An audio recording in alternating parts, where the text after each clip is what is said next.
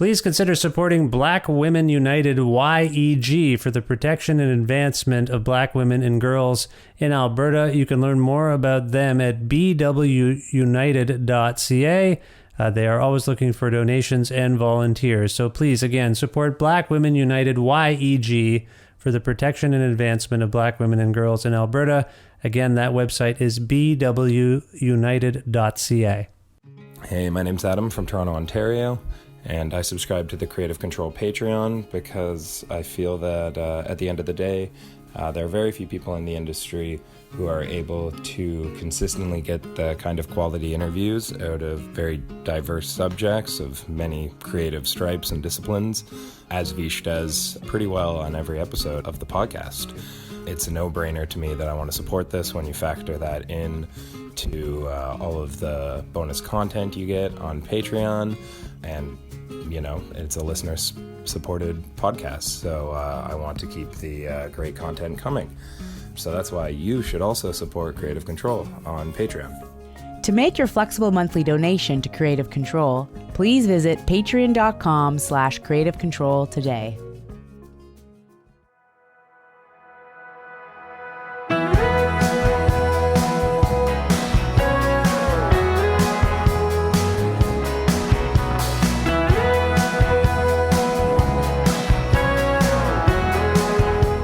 Kathleen Edwards is an expressive singer, gifted songwriter, and acclaimed musician based near her hometown of Ottawa, Ontario. Having released compelling solo albums in a rootsy rock vein since 2003, Edwards announced she was stepping away from music altogether to start her own cafe, the Stittsville-based Quitters Coffee. The surprising news arrived not long after she released her 2012 album, Voyageur, which was co-produced by Edwards and Justin Vernon of Bon Iver, and shortlisted for Canada's prestigious Polaris Music Prize.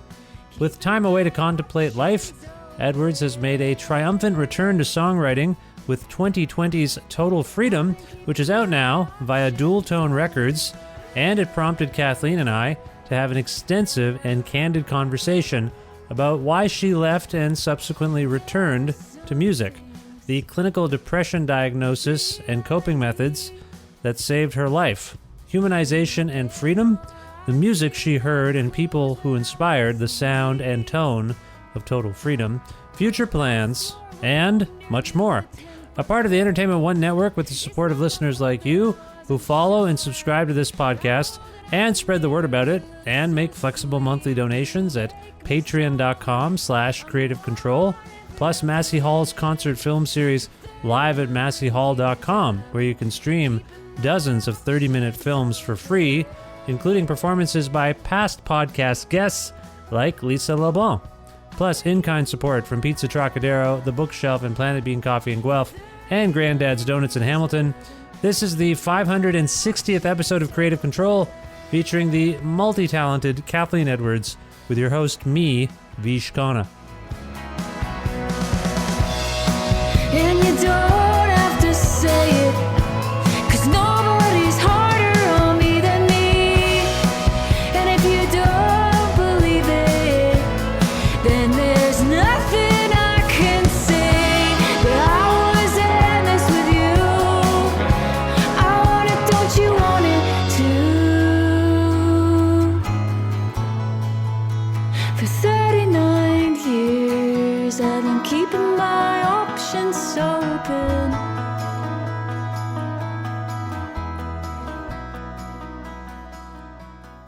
Hi, Kathleen. How's it going? I'm good, Vish. How are you? I'm well. Where in the world are you today? I'm in Chelsea, Quebec, which is Ottawa. I am in the process of moving to the Quebec side of Ottawa, the dark side, as they say. Who says that? Who says it's the beautiful side. I'm moving into the area of the Gatineau Hills. I mean, it's where all the smart people live, apparently. Oh, congratulations on the one hand, but what prompted the move, if I may ask? Oh, well, I'm moving because I've met a wonderful person and he lives here, and I was kind of ready to sell my home and do something different. So that just worked out beautifully, and he lives in Chelsea. Oh, okay, great. That's congratulations on the new relationship as well, if I might say. Yes, well, it's a good one. So you can congratulate me all you like. I won the lottery. Is it weird to congratulate someone on a relationship? I don't know. Congratulations. Someone thinks you're satisfactory. Congratulations. You fooled someone. What could be more celebratory than a lovely union between two people? I mean, you got a new house. I'm like, congratulations, a building. Like, that was my impulse, and now I'm second guessing congratulating you for being in love. That's a weird thing that I just did. I think that's weird. He lets me sleep in the shed, so it's humble. It's a humble beginning. Well, no, that's a lot of upheaval, I would think, and it seems to me there's some narrative around your return to music, and maybe within that a recognition that there was some kind of upheaval. I know you've talked about this to other people, and but I haven't talked to you about it, so I kind of want some, and people listening may not know. Can you talk about the fact that this is something of this is a return from semi-retirement, right? Your new album, Total Freedom, is that fair? Yeah, I did a working sabbatical for 6 years, where I started up a new business called Quitters Coffee in Stittsville, Ontario, and it was really on the heels of me actually saying, I think I'm done playing music. And really, I really was in a pretty low place in my life, both just physically and emotionally. I was suffering, or I just was in the process of recovering from going through a period of a few years of having clinical depression, and finally kind of being able to be diagnosed and medicated, and so yeah, really my relationship with music was really fractured, and my relationship with the lifestyle of doing that was really fractured. So I decided to just let it go, and it was a really kind of freeing thing, even though it was scary as hell. And I ended up running a cafe for quite a few years, and it was a great way to find my rooting somewhere, build a community around me, and just be completely out of the music bubble. And that was just it was just really healing, In music circles, particularly in Canada, we talk about the Canadian musical community. You just invoked the idea of creating a different kind of community. As someone who's a touring artist, I guess it's difficult to establish those kind of local connections. Is that fair to say? I think that is at the core of what really ended up leading to my sort of feeling, like I said, fractured. I think I have incredible friends and colleagues in the Canadian music scene and in the U.S. music scene. Everyone is supportive and loving, but you don't see those people every day. Yeah. You're off doing your own thing. You're in your own van. You're playing your own show, and when you get time together, it's wonderful, but it's a fleeting moment. And I never knew my neighbors very well. I never had people in my life that I saw every day who I was able to build a connection with that had nothing to do with the fact that they listened to my music. There was that sort of piece too, right? There's some ego in there too, right? You're not really sure when people connect with you when you're an established public figure. I assume you've gone through this feeling of like, do they actually like me? Do they like my work? Are they really interested in cultivating a relationship with me as a person? Are they using me for something? Have you had those thoughts? Yeah, I really actually think it's amazing that you brought that up, because there's sort of a perception that people, famous people are always inaccessible. And there's a reason that you get to a certain place of being a public persona, essentially, and you have to have some protection, and you have to have a wall up around you, and you have to have people with whom you have to get through first if you're going to get to me or to whoever. And the reason is because there's weird people out there, and sometimes people don't realize that you're also a person and that you're allowed to have a reasonable boundaries. And it's also part of the job. Look, I don't say that in a way where I complain. But a perfect example is, and it was really great to just have this happen again, where I did an interview with Tom Power for CBC Radio Q.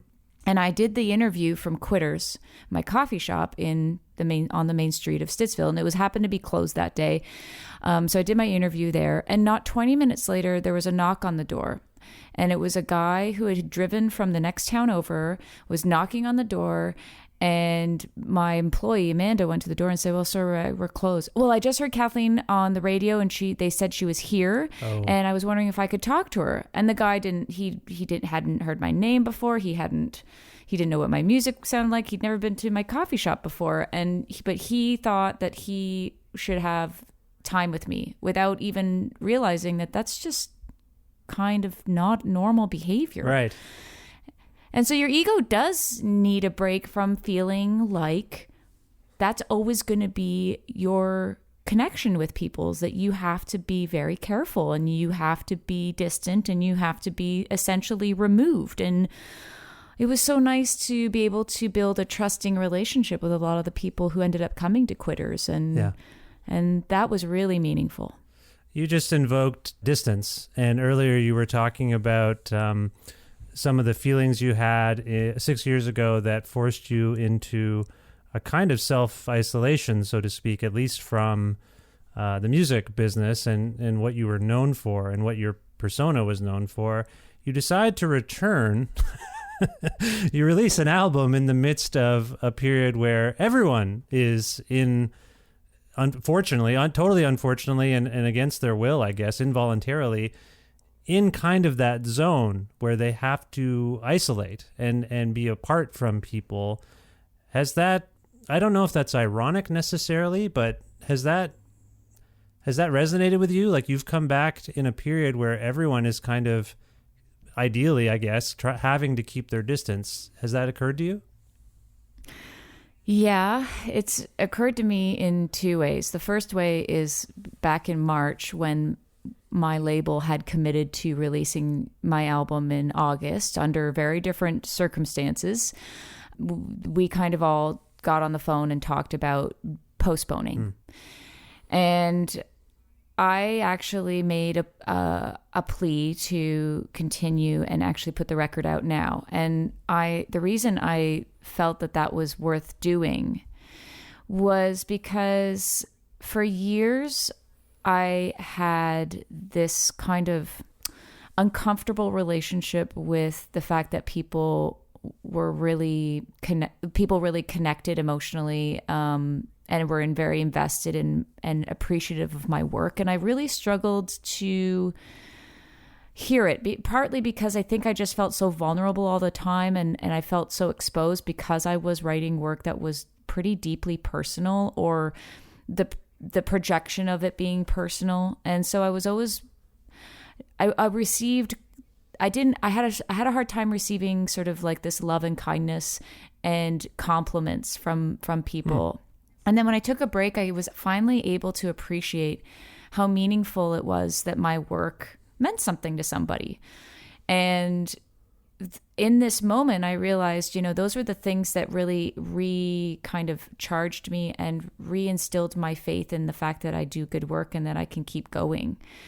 And so, yeah, this time I can tell people feel incredibly isolated and vulnerable. And I feel really strong. Like I've really healed and I've really done some work on myself in a way where I'm like, maybe this is a really great time to put out music as a return of favors or a return of kindness that people have shown me. Yeah. And maybe it will be to the detriment of, the marketing machine of a music release, but that's far more meaningful. The connection with people is far more lasting than, me playing on a couple of late night TV shows. So yeah, I just thought maybe that was worth. And then in the second way, I actually woke up. My record came out on Friday, August 14th, and I had weeks and weeks of pretty stressful scheduling, doing tons of interviews and preparing stuff at my coffee shop to do a live stream. Mm-hmm. And it was really overwhelming and it was intense. And I woke up on Saturday morning and I turned to my boyfriend and I said, what happens now? Yeah. I'm not going on tour in 3 weeks. I'm not going on tour in 6 weeks or 2 months, 3 months. I actually am going through a week of wondering if I wonder if it's that thing that people talk about after they get married, where they go to like through a post-wedding depression, where they're like so much energy and focus goes into this one day, and the day comes and goes, and you sort of feel like bottomed out. So I'm feeling a little scared that I did this thing and it's not going to go anywhere because I can't go anywhere. Well, I will say that I've been heartened by the fact that the lines of musical production, if you will, I don't mean people making or producing records. I just mean we've seen certain work have to stop because of the pandemic. We've heard of TV productions that can't continue, films, these kind of film releases even being delayed. It has been heartening that so many records that are coming out now, were made either pre-pandemic or just at the tail end of when we were in lockdown. And so they're just coming out. And to be honest, it's like I say, I think it's kind of heartening that in the midst of this suspension, we're getting all these great albums coming out by people like you. And in your case, it's a particularly triumphant story because you've been gone ostensibly from public life for 6 years. So the flip side of this, I was in my own quarantine. I was having my own little few years of quarantine. Right. Actually, this is I want to kind of circle back on what you were saying about your recognition of your own depression. Earlier, we were kind of joking about how I was congratulating you on certain things, but like your house and your relationship. I don't know if you feel this way, but I went through a thing a few years ago that I think it was a recognition of anxiety more than depression, but I feel like it trained me a little bit. Like I feel lucky that I discovered this about myself because it kind of trained me to be prepared for this moment. I didn't think of it at the time, but like I mentioned, you're coming back while you self-isolated. Now everyone's kind of self-isolating. You went through a period of recognizing your depression, and now that is really rampant. So I feel like your return is sort of poignant on a couple of levels. Do you have some perspective on that? The fact that you kind of, were told or recognized that you had depression, and now you're entering this phase, and you say you're in a good place. Do you see that as a weird kind of training? Training's the wrong word, but do you feel like you were kind of mentally prepped because you recognized this illness in yourself and that shored you up for what's going on now? Absolutely, 100%. The day I sat in a doctor's office with this great psychiatrist who just, about 20 minutes into us talking, and of course, I probably cried through 18 minutes of it. And she just said, I really believe you have clinical depression. It was like someone gave me, I'd had to pee for like 5 hours and someone finally gave me a hall pass to go. I mean, it was such a gift to have someone name it. It was such a relief. And then it gave me an opportunity to go, okay, what do I need to do to try and feel better?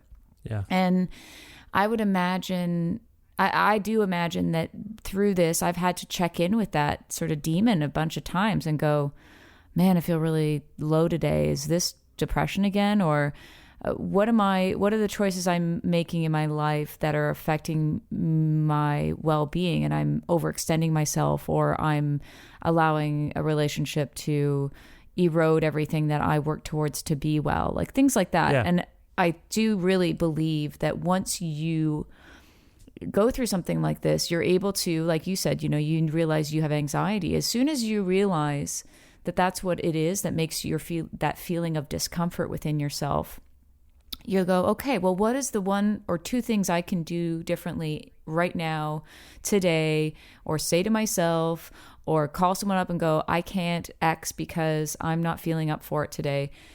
Those are the tools that you end up putting in your toolbox. Yeah. And it's really helped me for sure. Like even in this time where, I've learned to just try not to sort of forecast all the potential bad things that can happen, or worry less, or stop being so hard on myself for not having answers. Yeah. Yeah. And I mean, part of my own anxiety is hypochondria induced. So this pandemic is great. Wow. No, I'm actually, like I said, no, that would be really hard. You don't have that. I mean, as a touring musician, health and wellness is not usually on the forefront of no offense to anyone, but booking agents or venue operators, you roll into town, they assume you're fine, and they assume that you're ready to do a 36 nights in somehow 33 days. I don't know if that math actually makes sense, but so there's part of me that wonders about when you say you recognize your depression, and part of that, I think, was a rejection of music on some level. It wasn't just the creative impulse. I assume you were, this infrastructure has kind of got me down and I need to take a break from the hamster wheel. Is that fair? Hugely fair. I was really, I had a manager from the time I was about 22, 23, and I worked with him until until the time basically I decided I was taking a break from music. Mm-hmm. And that's a significant amount of time. And that was a lot of the same booking agents. I had the same record company. All of the infrastructure was the same. And it's really funny. Like I got married when I was 24 and my husband and I, Colin, we broke up when I was 30. I had changed so much in those years. Like I had grown as a person so immensely during those times, as all people in their 20s, by the time they're 30, they've had a huge amount of life experience. They're very different than the people they were. And I think that's the same to be said now. And I think being a woman in my mid 30s, I'd committed so much of my energy and I was so emotionally invested, and I was financially invested in the idea that I was playing music. And when you're 35 and you're a woman who, hasn't had a lot of home life, there's a switch that goes off for some people to say like, wow, I'm missing something here. Like I'm missing a big part of something that I've grown into and I've changed into.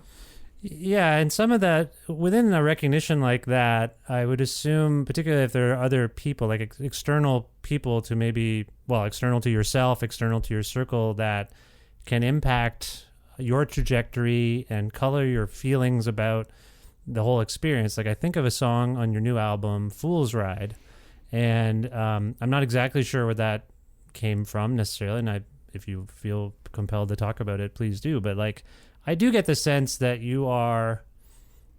this is an interesting way of conveying anger. Like you've done it in I don't want to say more reasoned way. Like it's not simply rage. You've really artfully captured hard feelings. And maybe in your youth, they would have come out a little more ironic or with a bit of humor.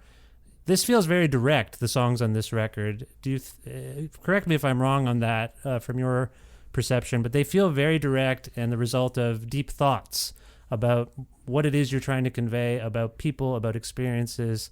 Do you feel that shift in your songwriting or in your focus as a storyteller?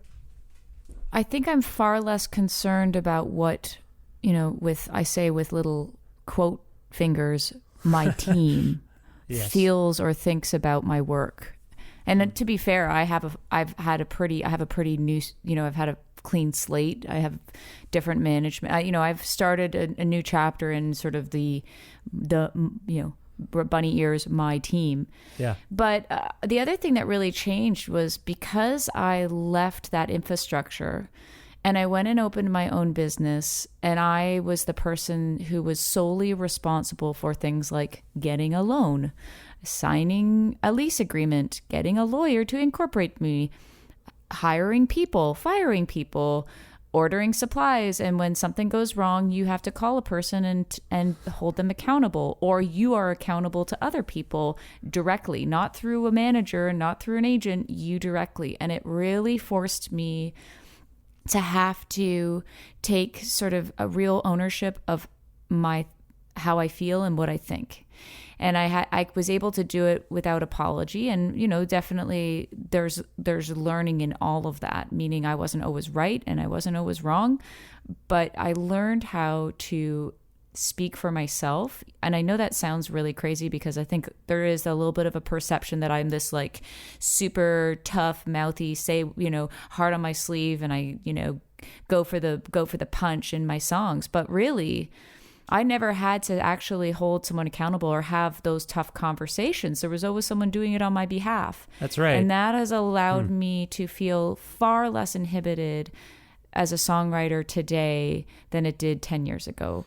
100%. Yeah, like managing a band, I assume, is far different than managing people at a business. Like I make the joke often that the only people I raise my voice to generally, sadly, are my children and sometimes my parents. Like if I've been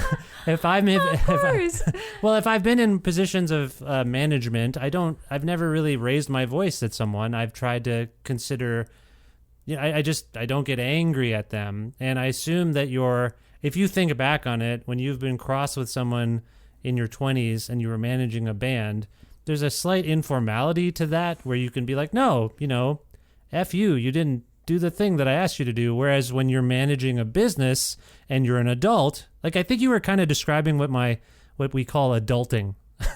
Yes. Getting a lawyer, getting all that stuff. That's like adulting. My wife often says, "Oh, I'm so sick of adulting." So that comes with years and experience, right? Like you've learned probably from managing quitters how to interact with people in your band or producers a bit differently too, right? Entirely. I mean, I'm just really a lot more comfortable saying, here's what I need, or here's what I expect, or that doesn't work for me. And I know they seem like small things, but really in music especially, a lot of these relationships are rooted in friendship first. Yes. Like Jim Bryson, my co-producer and my bandmate. I mean, we were pals when nothing was happening. I was in my early 20s, like, booking it through the city of Ottawa. Like, I mean, we didn't think about what our business relationship would be in 20 years down the road. Mm-hmm. But it's allowed me to, those are hard. It's a hard transition to make from friend to employee, employer. Yeah. So yeah, it really has shifted a little bit of that. I'm far more comfortable acknowledging that there's business in art, and I'm perfectly happy to acknowledge that. And I'm really happy to also not worry about if I say something that someone doesn't agree with. Like I'm not trying to hurt anyone's feelings, and I don't feel hurt that someone doesn't agree with me. And I'm perfectly capable of having a reasonable conversation, which ends in we can agree to disagree. I mean, that's the stuff that ultimately I'm far more comfortable with than before, when I was worried if I screwed up, some guy from Clear Channel was gonna, blacklist me, which did happen, I mean, and I was just terrified I would do that again. So I tried to always mind my P's and Q's. Yeah. When I asked about some of the songwriting and you have this very rich, expressive voice, and you've always had that, but I guess what I'm getting at, and I think what we're talking about, is just as you mature, you kind of, as people do, not you, but as people mature, you kind of tend to manage your tone a little better, I hope. Because enough people will say, hey man, like tonally, well, they won't say that, but like maybe you're being a bit sarcastic, or your tone is, I thought your tone wasn't even what you said, it was your tone. Has anyone ever told you, Kathleen, I don't like the tone? And have you then taken that into consideration the next time you have to address a situation like that? Well, social media has certainly taught us all a lot about misunderstandings and lack of tone, Yeah. I always think that's funny because I've never misread the tone of a book, but for some reason people will misread the tone of a text or a social media post. And I don't remember this happening when I was an English student, where people are like, well, clearly this is a very sarcastic book. Like, I mean, you could make the argument, but something's going on with our comprehension of the written word, isn't it? I don't know, because I read the lyrics on the page from your record, and then I hear you sing them, and they seem aligned. Like I feel like I get where you're getting at in many cases, and I don't hear like what do people say about some of your older stuff, that it's acerbic? Have you heard that? Yeah. Is that a compliment? I feel like that kind of is a compliment somehow. It's like a recognition of your sense of humor almost. Yeah. I mean, I'm from the school of John Prine. There's no question. That was one of the things that the day I heard a John Prine song, my mind blew up. I just loved it. I mean, actually, Yeah. I knew one of the first songs I ever learned at camp when I was 12 years old was a John Prine song, but I didn't even know it was a John Prine song. And I mean, that's a perfect example. Randy Newman is another perfect example of people who bring a lot of, backhanded and sarcastic and double entendre to their songs. And I just love that. I mean, that's smart. That just appeals to my sense of humor entirely. Yeah. Okay, cool. So one question I have about this time, the break you took, I remember you announcing the break. Am I wrong? Didn't you not say, I'm taking a break? Yeah, I remember I wrote on, I think my Facebook page, something like, I think I'm done. And it was because I was trying to write again. I was sort of in that, okay, well, I've been home for 6 months and it's time to start working on new music. And I just kept kind of I would keep picking up a guitar or sitting at the piano, and everything that came out just felt so reminiscent of everything that I just wanted to leave behind me. I didn't want to keep. So it just was like, I'm not going to perpetuate this continual state of unhappiness. There's no point. This isn't making me feel good. Well, I assume making a public pronouncement like that, because other artists just take a break and we don't know why. And then when they end up running into someone maybe like me who says, hey, what's going on? They say, I don't have anything yet. And eventually we hear from them. I wonder if you made that public pronouncement as much for yourself as you did your fans, to just be like, I've definitively said, I'm not in a kind of writer's block mode. I really feel like I shouldn't continue. Was that maybe part of the impulse? Oh, sure. Maybe it was made it real or something. I don't know. Yeah. I think I just was frustrated and just wanted to, maybe by declaring it just let me off the hook. Okay, now I can focus on something else. So what do you do when you say this and you do this and you concentrate on Quitters? Are the songs coming to you still? Because you are a songwriter, you're an artist. Those impulses are not a faucet that you can turn on and off as much as I think, anyway, for the most part. I mean, I think you tried to do that. But were you like, oh, shit, a song just came up. I got to do something with this. No, not at all? No.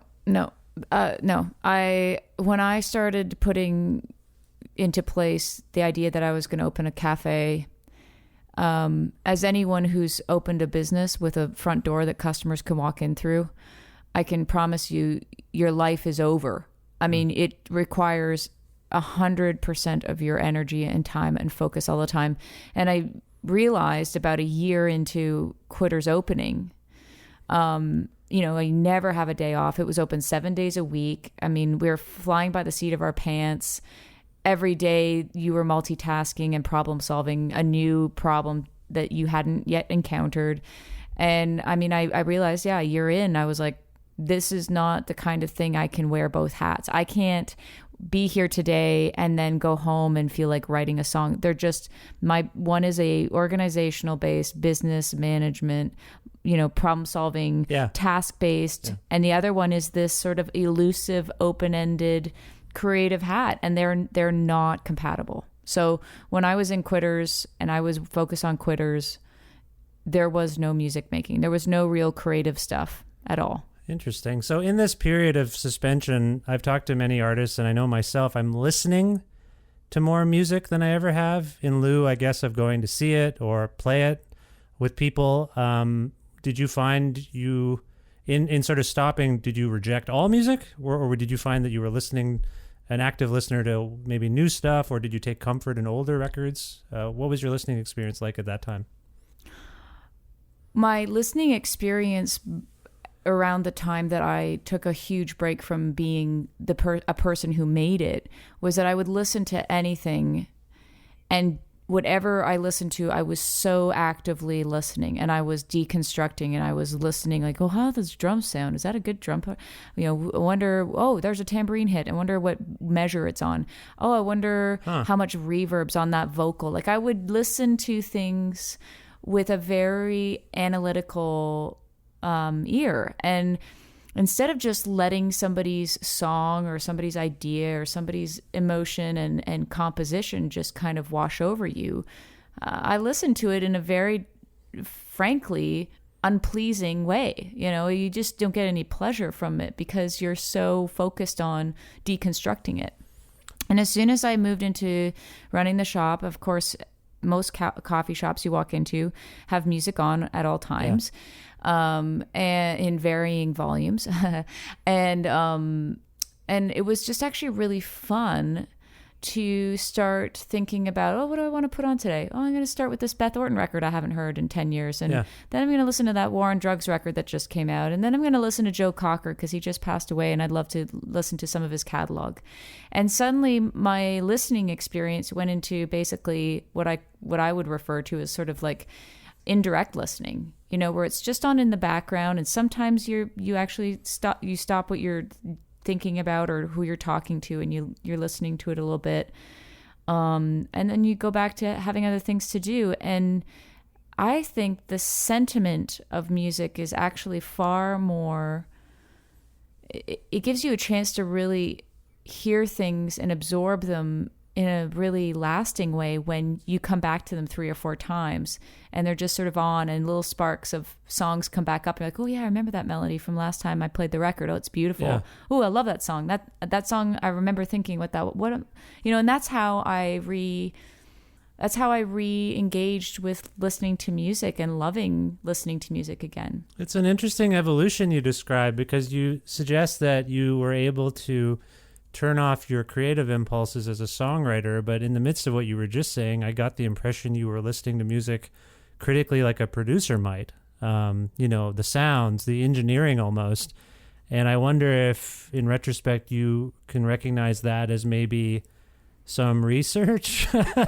You were like, I'm done. I'm not going to do this anymore. But wait a minute. Why does that snare drum sound like that? Or that is kind of cool. What if, like, someday I'm going to kind of put this in my mental, database, and maybe I'll think of that next time. And you just invoked the War on Drugs, and songs like Hard on Everyone did evoke that. And when I hear Glenn Fern, I think of Ron Sexsmith's Strawberry Blonde a little bit. And I just thought of you listening to other people and how that's sort of seeping in to this expression.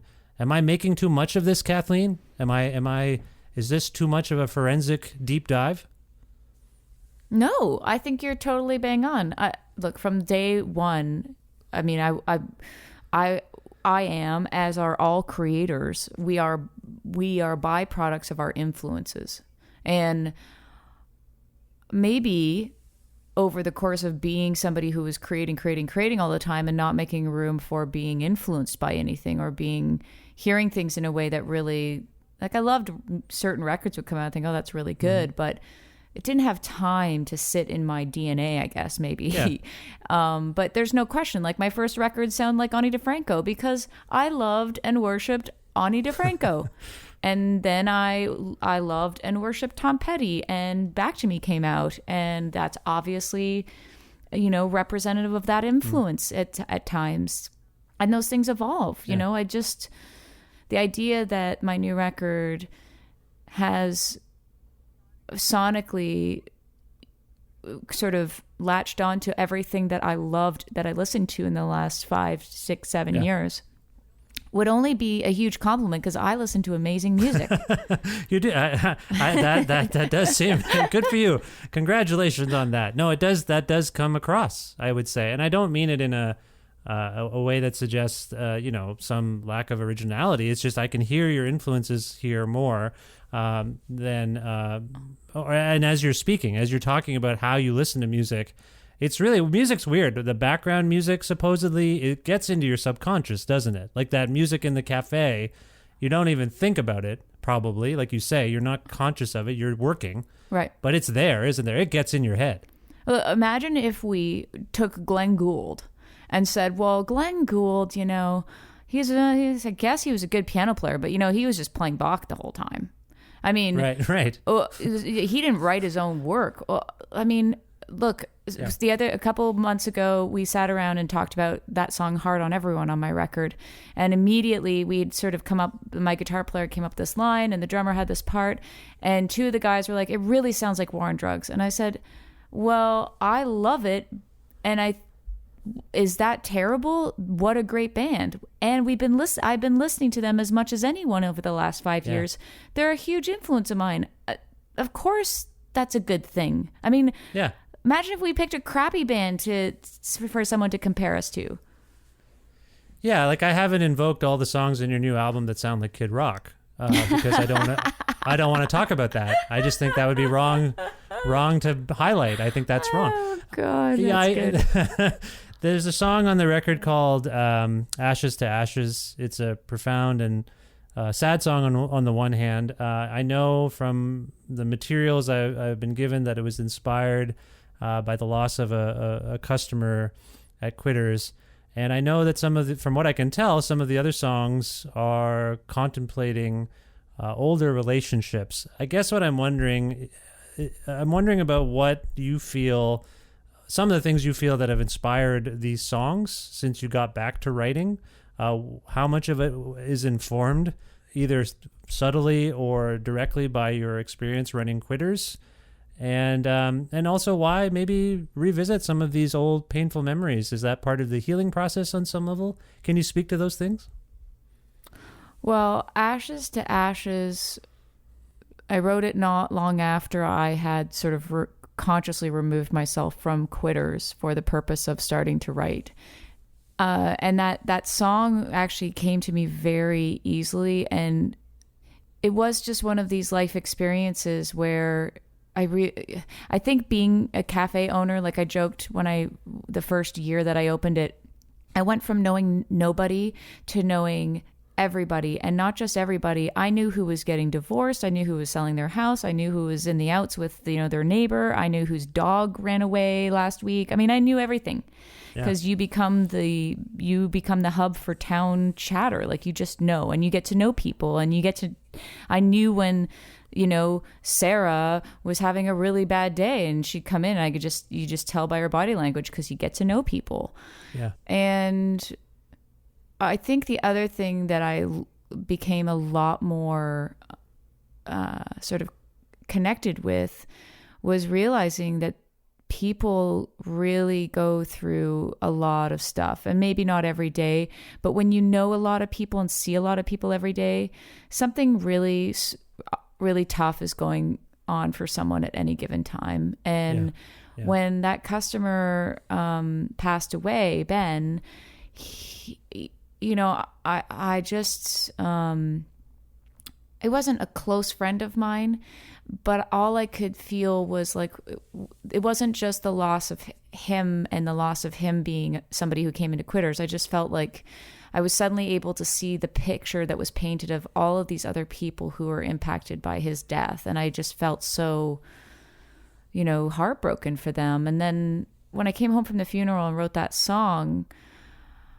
this is kind of a strange segue, but I knew that I was in the last year of my relationship with my dog Red, and he was a beautiful old golden retriever who just was I joked that he was my husband, and I knew that he was going to not make it another year. I knew that he was in his last year. And I think what's really hard about people dying abruptly is you don't have that moment to, whether or not it's good or bad or brings you comfort or not, you don't actually get that time to acknowledge that this is we're going to be winding down. Yeah. This is, I'm going to be here in a few months and you're not.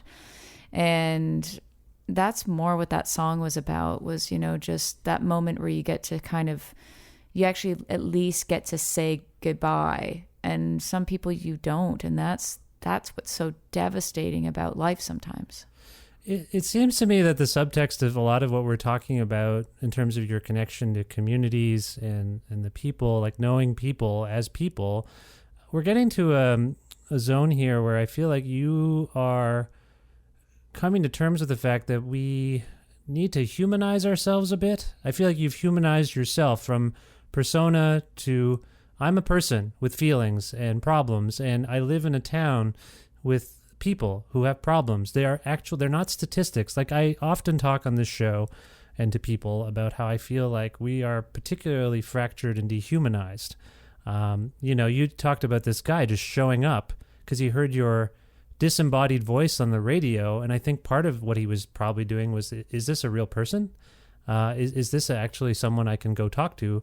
And that's probably not like you said, that's not how things work generally. But on the other hand, he was reaching out, or people like that are reaching out to try to humanize. And on some level, I think that's that example, bad example. I don't think that was healthy that he came to your coffee shop after hearing you on cue. Very bad. I just want to reiterate that right now.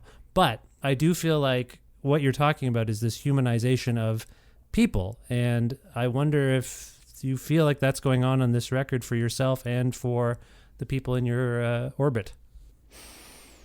Well, it was a huge shift of my ego to be accessible in a very different way at Quitters. Yeah. And where my job was really just to provide like customer service and a coffee, and be nice. And they didn't, like I said earlier, they didn't have this context usually they weren't at Quitters because they wanted to see me sing. You were a person. You were a person. You weren't an artist, right? You weren't an entity. Right. You were not Kathleen Edwards, someone on Twitter. You were an actual person. And that's kind of where I'm coming from, I guess, with my bizarre line of questioning. Like, I just feel like you are in this record maybe exemplifying like human connection, real people, not statistics. Like, sorry, as we live through this pandemic, I feel a lot of politicization and statistics. Like 171,000 people have died in America. Well, those are actually people. They're not political, tools to use in either case. And I feel like there's something about, like you said, like I needed to get out of this. Was social media, was the internet like part of the pressure you felt to like, I got to get away from this stuff and just do something real? Well, I will say that my experience with being somebody who is talked about, let's say on social media, in very limited ways. I'm not talking about like, I'm not Katy Perry. I know it's fine. But that experience of chatter and it's very enticing to want to see what's being said about you, or it's very enticing to participate, or it's incredibly hard to see a negative comment directed at you or about you and not be able to let it go away. It's very challenging. Yeah. And I think what has prepared me incredibly well for not just going forward in this industry, but actually with COVID. I tell everybody who will listen, turn off the news, get off your device. We were all on our devices a lot. And now what's happened is it's become such a normalized way in which we interact because we've been, basically isolated from one another. And it's the only thing that we can connect through. It's not always the way in which we should be connecting. It can be very polarizing. Yeah. It has such negative energy. It can immediately create very negative thoughts and feelings. And the news is the same thing. Sure, okay, get the weather and, touch base once every day or two about, something that might be interesting to you. But honestly, I'm telling you, as somebody who had to go out of my house and go to my business and unlock the door and reopen and hire people back and see customers, that was a great exercise in going, what is in front of me is far different than what's being talked about through a screen. People are not statistics. Not everyone is hiding in their home afraid. And people who are encouraged to actually come out and participate will see that it's not scary out here. Like, we are okay. My business has been open since May long weekend. 200 to 300 people walk into my cafe every day. None of them are getting COVID. My staff aren't sick. I'm not sick. Yeah. Like, we need to put things into a much healthier context. It is much better for people to be out and being careful, yes, but like, stop listening to the news that we're like, everything is going to fall apart if you don't stay at home and wash your hands 20 times a day. It's interesting you say this. You can come out. You can come out and it's better for you to see people and to, honestly, like, people had tears in their eyes the first week Quitters opened, because they just were missing so much a part of their life that felt like normalcy. And like no one's making out when they see each other. Like, like let's put things in context. Well, let's be honest. Some people are making out at Quitters, I'm sure. I mean, it's the vibe, I'm sure, is. Well, I have actually. I think it all depends on your context. Like I'm speaking to you from Edmonton, which was just put on like provincial watch because the rates are rising so fast, and we're heading towards some sort of lockdown. So I'm with you on the one hand, like, and I have a friend who's just like, stop. Why do you track it? Like, why do you read about it? I'm like, I have kids and I want to stay informed and as best I can, but I do question the information coming my way, not in a conspiratorial way, but like when the government here is like, everyone go back to school.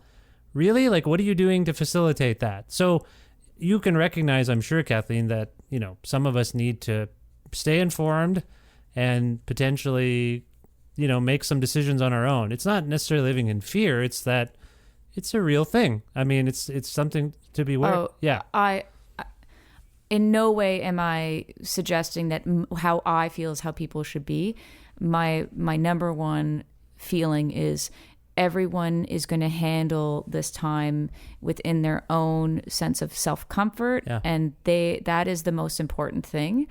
It's the moralizing that I reject, the moralizing of you're not doing it right. Yeah. And I reject that. I also have to say I do not have children. And so that filter is not part of my functioning. And so I'm in no way qualified to have any opinions about people and how they conduct with their children and what their feelings and thoughts are about it, because I don't have that personal experience to draw from. And so I'm not interested in making it sound like in any way I have an opinion on that. No, well, I guess what I'm getting at is my wife will check in and I will check in with our friends in Guelph, Ontario, and talking about like, what are you guys doing about the school stuff? My wife will ask and they'll say, well, we're sending them back because there's only 5 cases in Guelph and we're calling from a place that has 5, or as I'm speaking to you anyway, over 500. So there's a difference in terms of context, right? That's all I was getting at there. So when you say, I'm sure in your region, the infection rate is relatively low. That's why you were able to open up your cafe, right? And everything's going well. Yeah. I mean, I was able to open my cafe because I was never actually obligated to close. Oh, I see. Okay. Yeah. Right. Okay. But, but you're right. I'm not saying, I think what's not healthy for people is what I'm finding challenging just overall is speculative information. Yeah, it's a leadership being absorbed issue. as fact. That's the part where I'm like, turn off the news, because you're forgetting that there's more speculative reporting than there is factual reporting today. Be careful how you inundate yourself. You take a breath. Like, you can judge for yourself what is best for you. It is a weird perfect storm where our information sources are so... We don't all share the same information sources. Like, I can tell you what I read on CBC and someone will say, well, I read something on Reddit and I think that's right. And we just go on. No one knows exactly who to trust. And I don't know where that has come from. I do know, but it's just a bad time for all of this mistrust of information. Wouldn't you agree? I would agree. And that's exactly why I say... You can only you need to know that you can trust yourself and how you feel, and that is you're allowed to use that as your voice of reason and your voice of how you want to conduct yourself. But also, it's a lot easier to trust somebody who's standing in front of you that you can actually have a conversation with than somebody that you want to get into a Facebook debate about. Let's be honest. Like, that's where we need to be. We need to be connecting in person, not online. You almost sound like my old therapist, actually. So I think... Actually, Vish, I forgot to tell you. I should have disclosed earlier. I had a long conversation with your therapist before our interview, and they were very forthcoming. Well, that is wrong on many levels, and I don't appreciate you prying into my affairs, if I might say. So you mentioned that you're back, but you don't know... You mentioned that day after your record came out. Like, what do I do if I'm not touring... behind a critically acclaimed, you didn't say this, but I will say this is a very Total Freedom, excellent record, critically acclaimed. you came back and, all the media were there for you, all your fans were there for you. So that must feel good. But what literally have you, now that a week or so has passed since the record's been out, what are you thinking? Or what is the next move? What can you do without a touring, a tour in your future? What are your plans at the moment, Kathleen?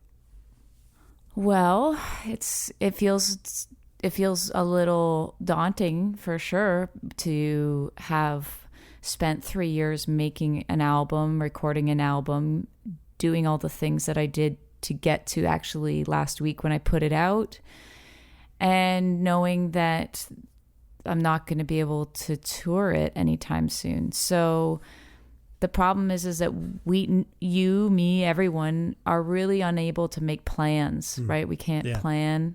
That's the one thing that this has really removed from our entire existence, is the art of planning. So I'm going to take it a day at a time, and the days and the weeks where I have to navigate the possibility that I might have a record that's come out, but I'll, this sort of like, you strike while the iron's hot, that kind of thing is maybe not going to happen for me. And I've had to confront that reality many times in the music business. Right.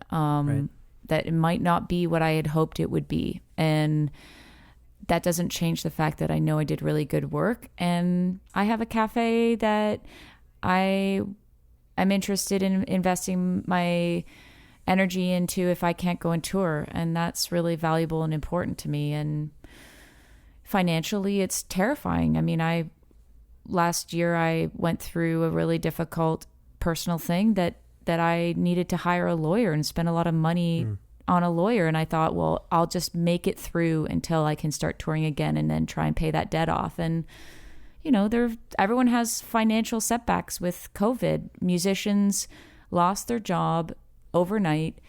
They can't plan for when they're going to actually earn money again. And we're going to be the last ones back to work. Yeah. That's terrifying. But the universe will find a way to keep turning and turning and turning. And we just take things a day at a time right now. Yeah.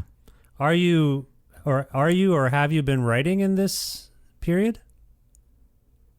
No, and I really truly commend people who have been productive. I know it seems like I've been productive because I put out a record during the height of COVID, but really I haven't been terribly creative. My energy is really focused on going back to being a startup business again, and then doing all the things that have been fun, like talking to people about my music and doing interviews. But I also don't write under stress. And I think some people like manage all of their difficult emotions by actually being creative and productive in that way.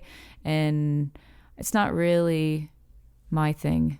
I do it when I feel good, I've come to realize. Well, you have total freedom, if I might say. That's the theme. The theme is, I think, humanity and freedom, basically, is where you're at. Thanks, man. That's a huge, thank you. That's a lovely compliment. Yeah, I agree. I agree with my compliment. I don't know why I said that, but I do. I agree with you that it was a good, never mind. What, if people want to learn more about you and total freedom, given all we've said about disconnection, social media, the internet, still, let's promote the internet a little bit right now. Where would you send people to learn more about you and your music, Kathleen? Well, I have an official Kathleen Edwards Facebook page, and I have this amazing group of people who are constantly putting content up, and so they are really good at making sure if anything is worth mentioning, they do that. So they do the rah Kathleen Edwards. And then I generally am on Twitter and a little bit on Instagram, but I do genuinely love, I know I kind of poo-pooed the internet a lot just now, or social media, but actually I've had wonderful exchanges with people on Twitter, and some of the kindness and compliments and people sending me pictures or videos of their gold album spinning on their record player once they received it in the mail.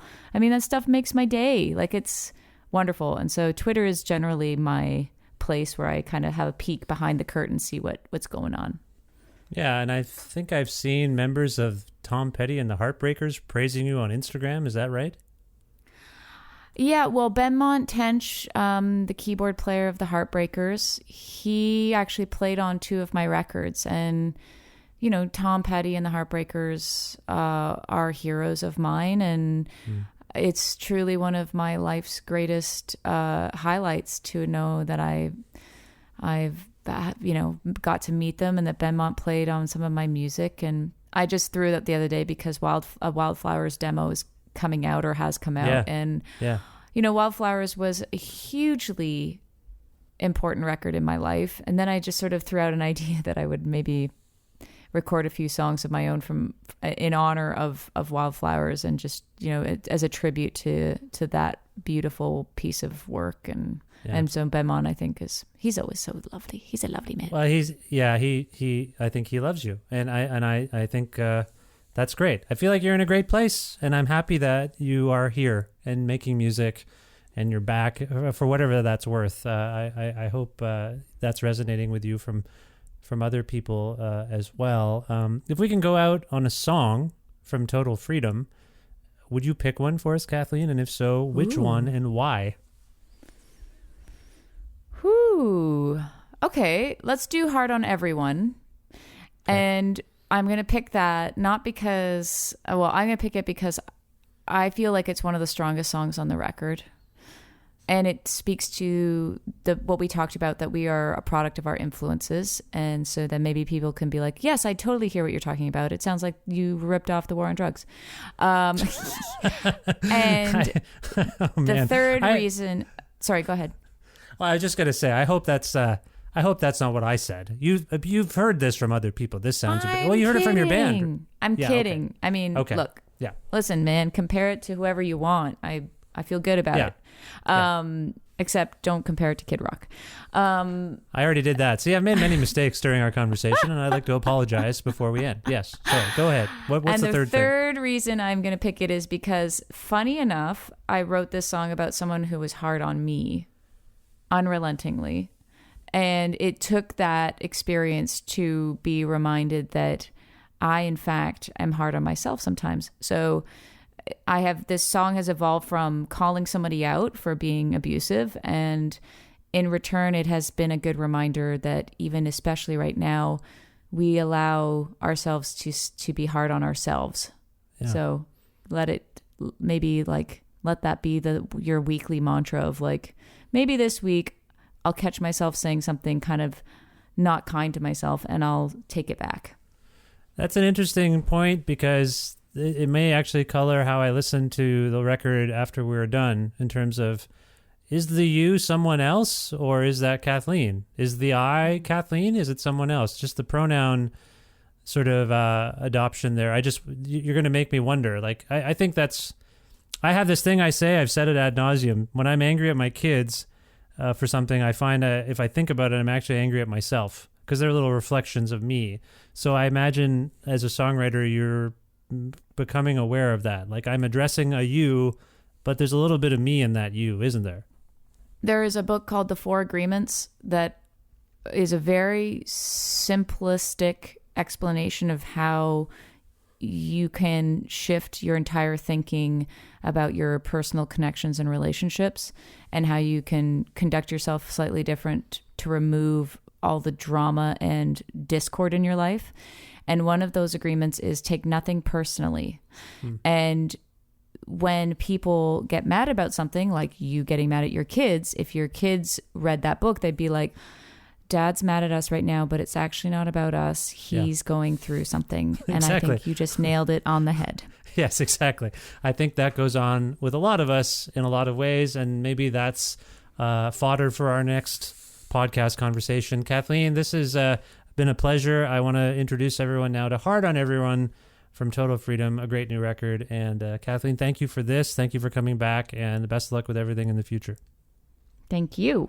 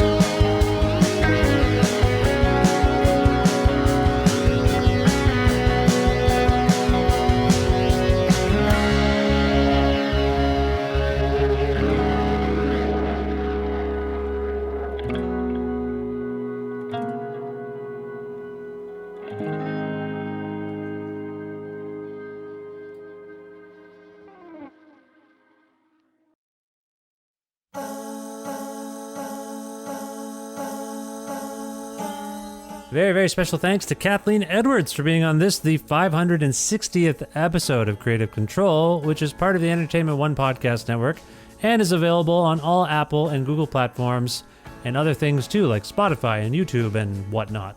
If you can't find an episode that you're looking for, or if you want to learn more about me and sign up for my regularly scheduled newsletter, please visit my website, vishkhanna.com. Oh, I misspoke there. It's semi-regularly scheduled. It's a semi-regularly scheduled newsletter. Maybe I'll get to it this week. Anyway, more information about all that at vishkhanna.com.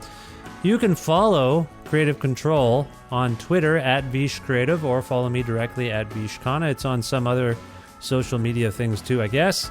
Also, visit patreon.com/Creative Control to make a flexible monthly donation to sustain the existence of this podcast. If you like this podcast, if you like this interview with Kathleen, if you want to hear more things like this in the future, please visit patreon.com/Creative Control and donate whatever you can. $1 a month, $2 a month, $6 a month, $1,500 a month, whatever you can afford is appreciated. And again, you can change the amount or cancel, I guess, at any point. Patreon.com/Creative Control. Thanks again to live at MasseyHall.com, where you can watch beautifully captured concerts by great Canadian artists. Also, Pizza Trocadero, The Bookshelf, Planet Bean Coffee, and Granddad's Donuts for their in-kind support for this show. 3 of those places are in Guelph, Ontario. One of them is in Hamilton.